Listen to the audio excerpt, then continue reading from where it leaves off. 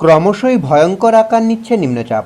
অন্যদিকে জল ছাড়ার সতর্কবার্তা জারি করল ডিভিসি, যার ফলে বন্যার পরিস্থিতি তৈরি হবে বলে মনে করছেন বিশেষজ্ঞরা। আদতে বৃষ্টি তো শুধুই বাংলাতে হচ্ছে না, হচ্ছে প্রতিবেশী রাজ্যগুলিতেও।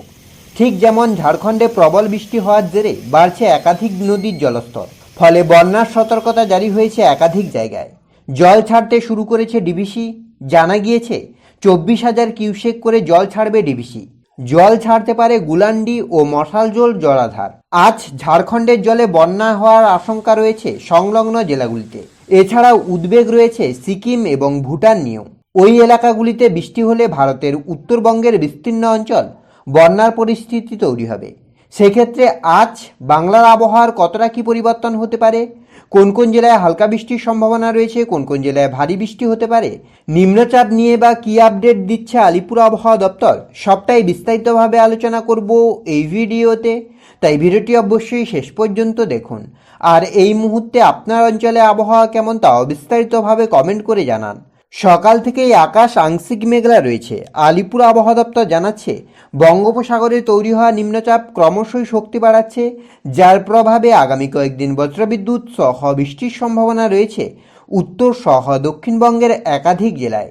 উত্তরবঙ্গের একাধিক জেলায় বজ্রবিদ্যুৎ সহ ভারী থেকে অতি ভারী বৃষ্টির কারণে ইতিমধ্যে লাল সতর্কতা জারি করেছে আলিপুর আবহাওয়া দপ্তর। তবে দক্ষিণবঙ্গে গত কয়েকদিনের তুলনায় বৃষ্টি কিছুটা কমবে বলেই মনে করছেন আবহাওয়া বিশেষজ্ঞরা। আগামী 24 ঘন্টায় অর্থাৎ 4 তারিখ সকালের মধ্যে বজ্রবিদ্যুৎ সহ হালকা থেকে মাঝারি বৃষ্টির সম্ভাবনা রয়েছে দক্ষিণবঙ্গের উপকূলবর্তী জেলাগুলিতে। বাকি জেলাগুলিতেও হালকা বৃষ্টি হতে পারে, তবে আপাতত ভারী বৃষ্টির কোনো সম্ভাবনা নেই।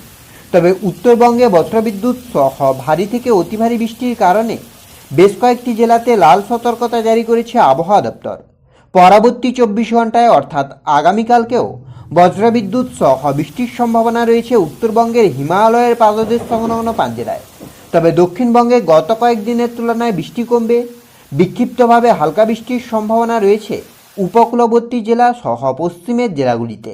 তবে আপাতত সেভাবে ভারী বৃষ্টির কোনো সম্ভাবনা নেই। 5 তারিখ এবং 6 তারিখের ক্ষেত্রেও একই পরিস্থিতি। আপাতত দক্ষিণবঙ্গে বৃষ্টির কোনো সম্ভাবনা নেই বলেই জানাচ্ছে আবহাওয়া দপ্তর। তবে উত্তরবঙ্গে বজ্রবিদ্যুৎ সহ ভারী থেকে অতি ভারী বৃষ্টির কারণে কমলার সতর্কতা জারি করেছে আবহাওয়া অফিস।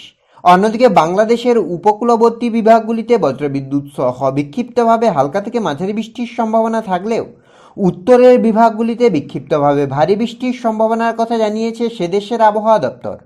তো এই ছিল এই মুহূর্তের আবহাওয়ার আপডেট। পরবর্তী আপডেট পাওয়ার জন্য অবশ্যই আমাদের চ্যানেলটিকে সাবস্ক্রাইব করে আমাদের সঙ্গে থাকুন।